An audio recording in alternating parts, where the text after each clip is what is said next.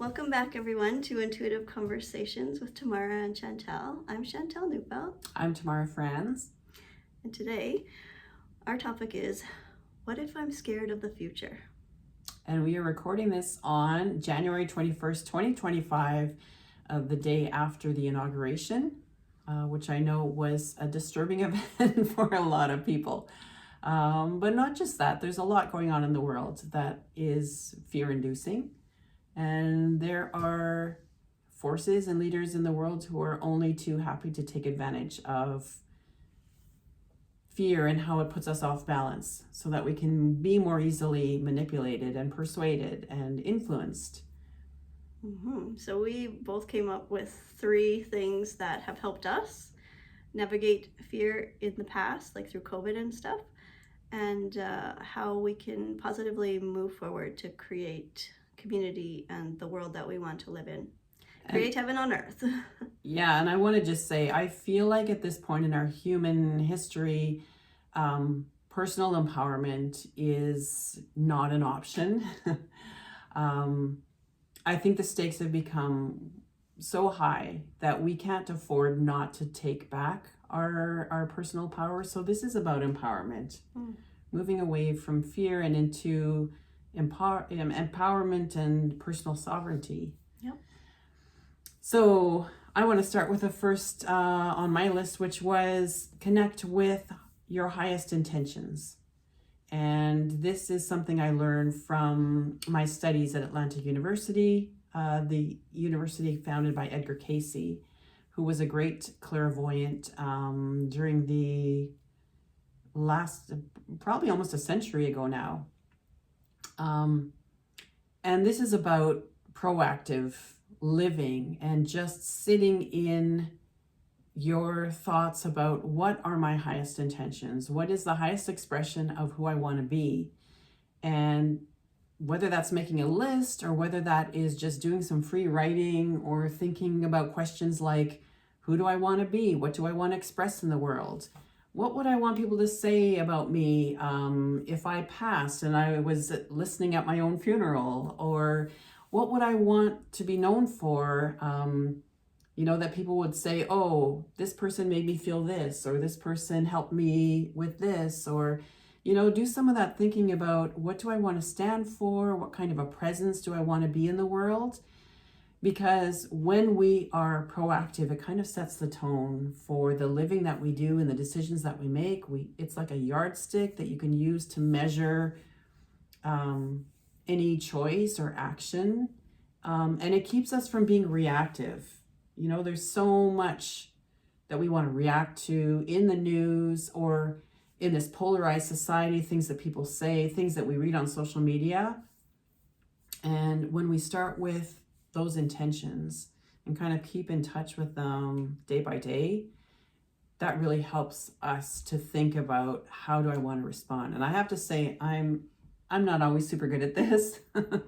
I have a little bit of a social justice warrior in me, and I am very quick to want to stand up for people or take on people in debate who are attacking, the vulnerable or whatever, and I'll just jump right in there and mix it up. Yeah, that's when I get passionate too, is when rooting for the underdog. Yeah.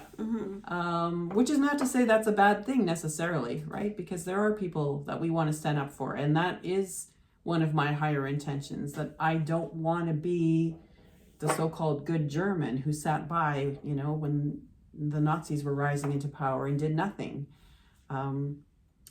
So yeah, connecting with higher values. Balance is such a big idea and word, being off balance or standing on one foot. When we're off balance, we can be pushed over easily. We can be manipulated through fear and guilt and shame. But also we need balance with these ideas too, like with standing up for those who can't stand up for themselves, or the weak or the marginalized. It all has to be in balance. And I think the way that we find that balance is to know what we're for, to know what we stand for. So I stand for peace. Yeah. Right? So whenever I feel afraid and I'm tempted to be in reaction mode and just fight or go to war within myself or with others, I have to remain grounded in like, I stand for peace.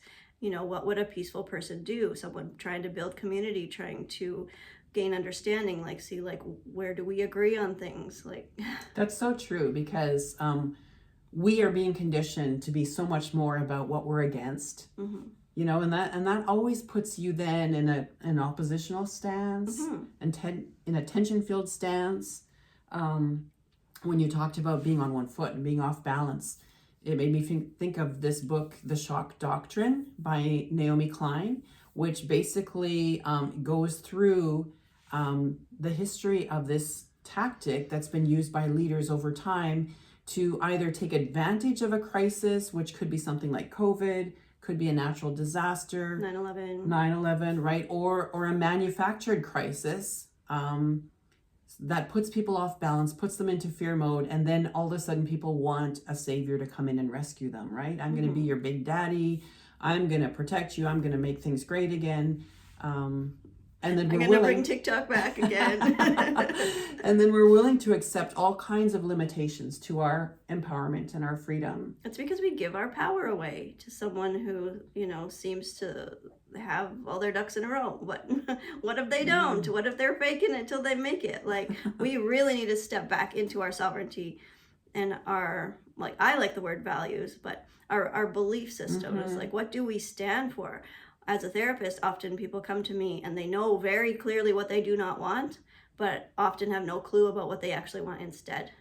Right. But the thing is, what you don't want is a clue. It's a piece of the puzzle. So the fear is a piece of the puzzle. And we need to like comfort our fears instead of get angry at ourselves for having them. So the whole yin yang thing is to like embrace your shadow and then embody your gift. And it just helps you to be so much more aware of what's going on, right? I remember back a couple of years ago when all of these January 6th mobsters who had broken into the Capitol and wreaked all kinds of havoc, and you know, so many had been arrested, but at their trials, so many of them were kind of using the defense of, well, I just got carried into it, right? I didn't go there with the intention of breaking into the Capitol building and terrorizing people, but it was just, I got swept up, right? And how often does that happen to people? You get swept up into somebody else's chaos or into strong emotions or somebody's manipulative tactics. And that's all because you haven't actually preset, like, what are my highest values? What are my highest intentions?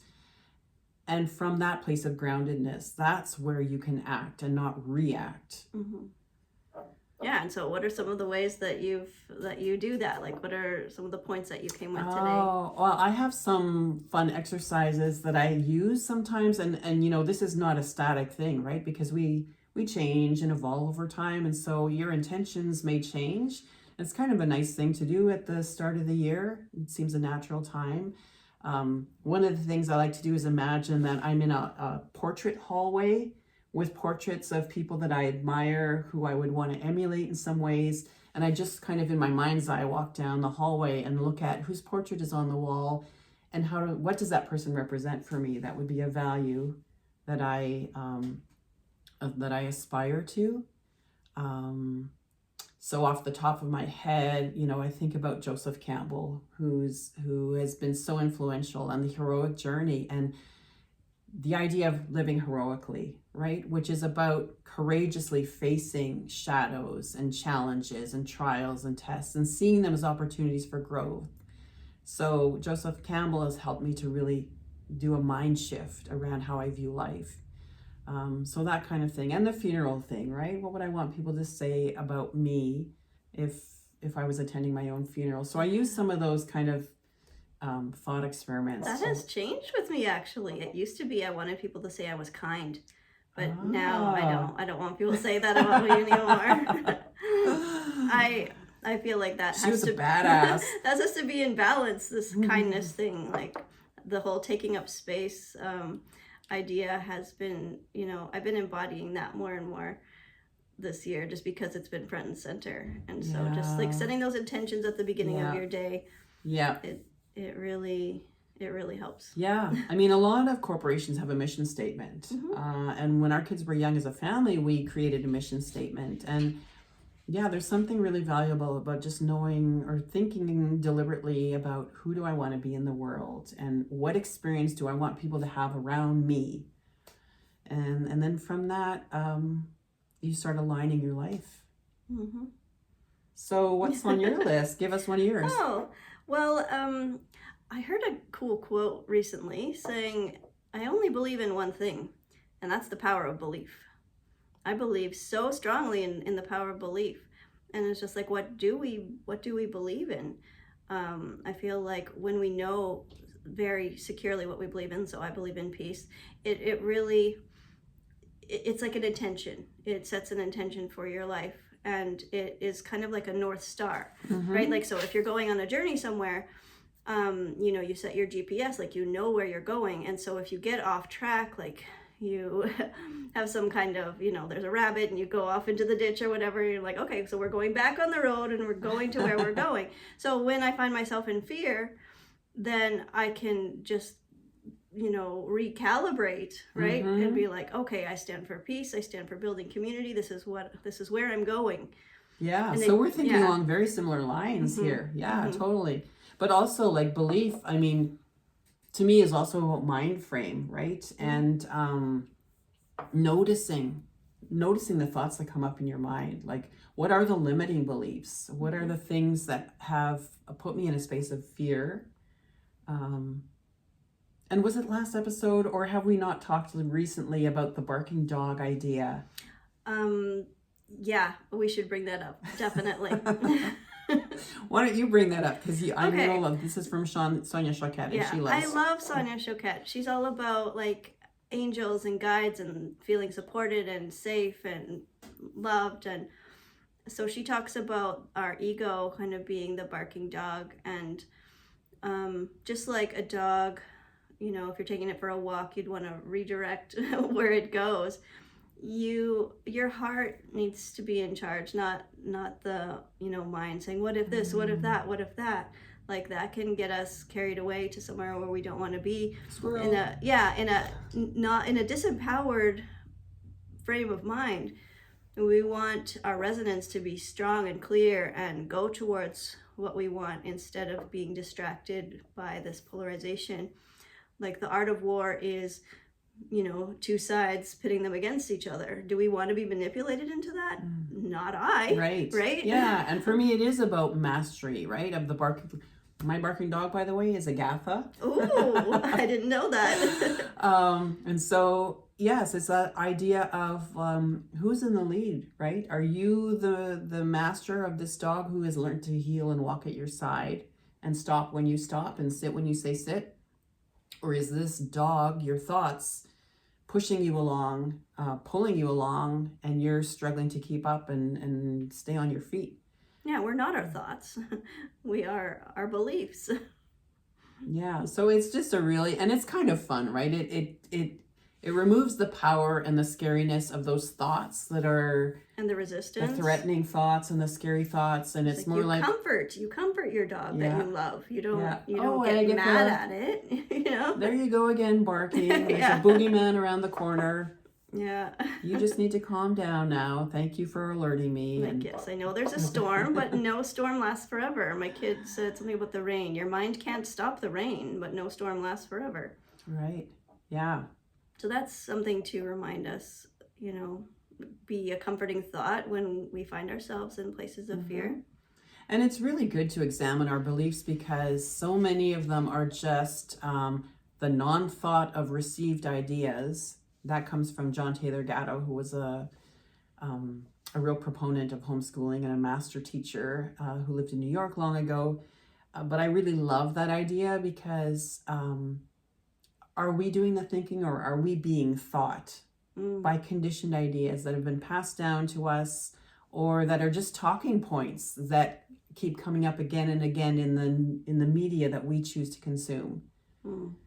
Yeah, Sonia Choquette talks about like spirits or like, you know, the spirit of fear, the spirit of negativity, the spirit of whatever, and how you can notice that and shift and like say, no, thank you. I don't want to entertain these spirits. I want to bring in the spirit of joy, the spirit of generosity, the spirit of connectivity. Like, whichever one you choose to embody at that time, we are in the driver's seat and we can choose what we want to embody. That is a total segue into the next suggestion or Yay. strategy on my list, which was, I called it curating your energy or living energetically. But it's this idea of paying attention to the energy of everything that we consume or that we are giving our energy to. So, so many people are caught up in the polarization around right or wrong, or, your ideas are radical or your ideas are, and this debate, but really it becomes more and more about the energy of how something makes you feel. People just want to be safe. Yeah. So if I'm consuming all kinds of news content, whether that's corporate media or whether that's on YouTube or any other media, I need to start paying attention to how it makes me feel. And it's nothing to do with, is this right or is it wrong? It could be, people that I respect who have, backgrounds that are legitimate, and they may even want the best for society, but if they are constantly spewing ideas that make me feel fearful and constricted inside, I need to stay away from that media, and I need to find things that expand me. And so expansion is empowerment, contraction is disempowerment.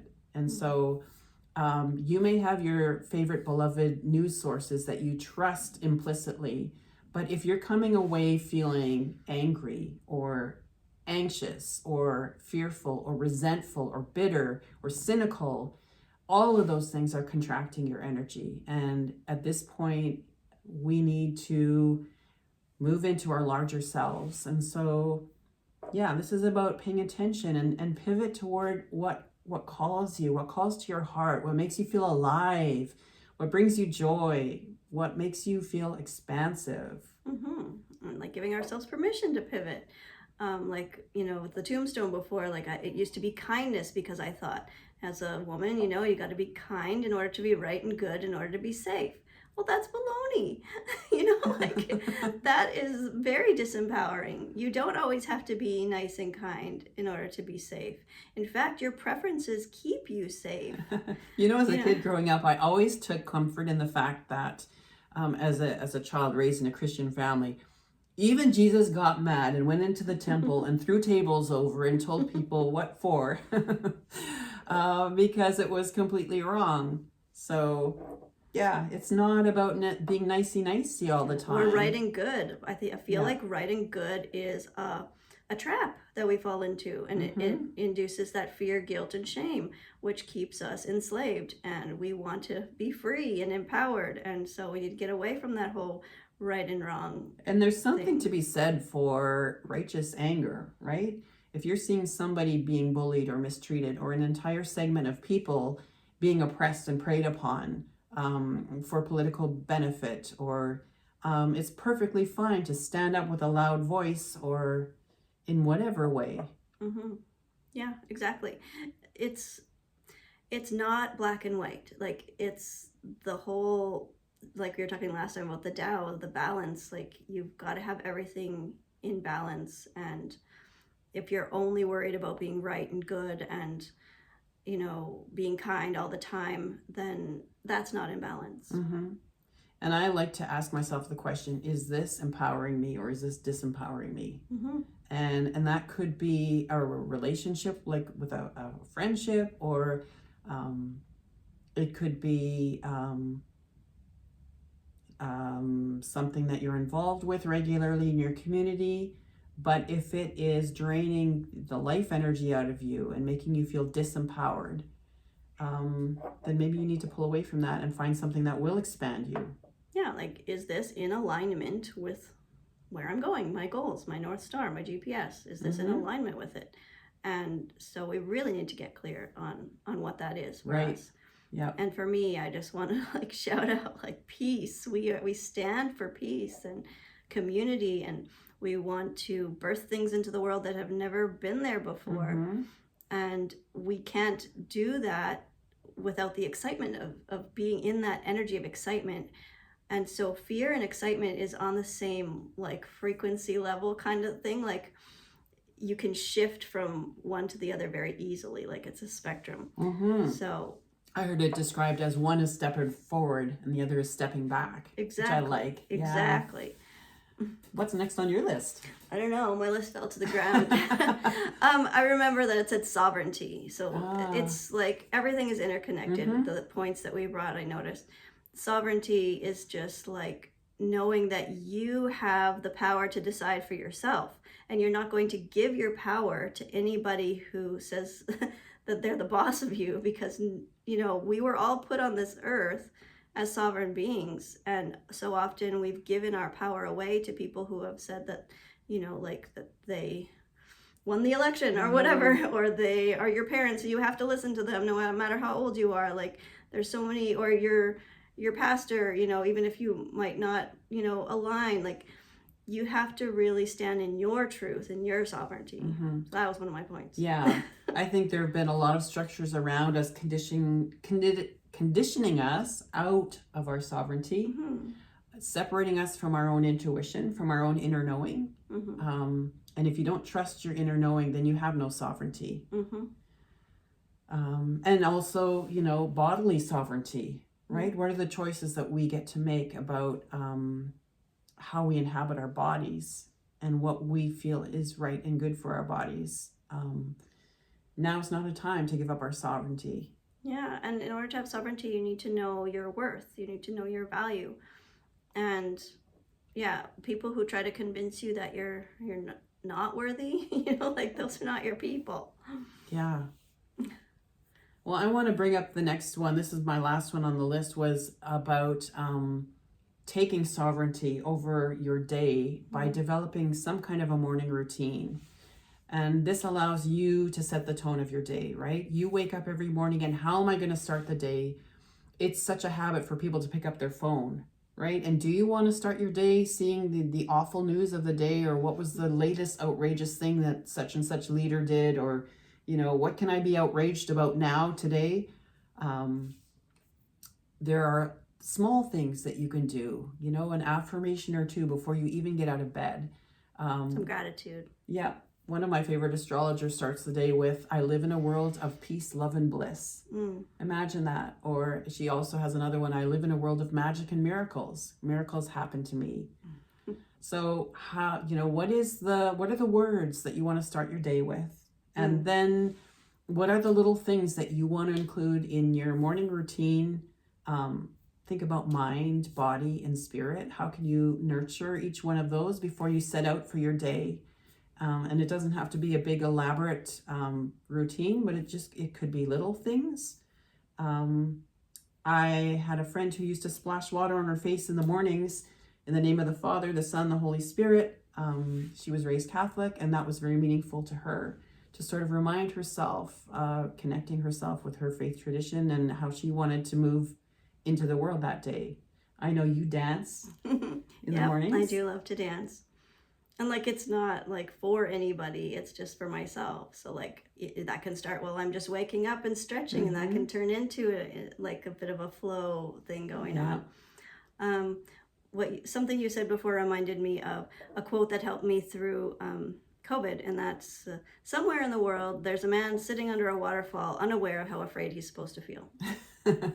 Right? So heaven or hell, I found, is in our mind. And, you know, how often are we afraid of what if this, what if this, what if this? When we are safe right now, we need to remind ourselves we are okay right now. Yeah. And you know. Yeah, and I think there are a lot of little things that we can do to take authority over our thoughts, over our mind, and it all starts with how you start your day in the morning. Yeah, and it's not about right and wrong. And I found that people who set their alarm and get up with intention and do something intentional, they move through life with intention and empowered. And people who sleep in and like I'm not dissing it at all. I'm just saying sometimes people walk through the world disempowered because they're just always in resistance of like, oh no, I have to get up now. Oh no, I have to do this. And it's just like, it's just when you start your day with intention, you live the rest of your day more intentional too. Yeah. And you can sleep in with intention too. Yeah. Right? Yeah. It's not about the sleeping in or the not sleeping in. It's more about the Yeah. intention and starting your day with like, this is where Yes. I'm going, this is what I want to do. It's not like, oh, here I am on the road, no map, no GPS, no idea where I'm going. I'm just going to let people push me around today. Yeah. Like, what kind of life is that? Yeah. I'm not gonna let the news push me around today. Nope, I'm gonna have a good day regardless. So, I don't know, is there anything more you wanted to add? Your paper's on the floor, but maybe No. off the top of your head? No, I think that's about it. All right, so until next time. Keep following your heart song.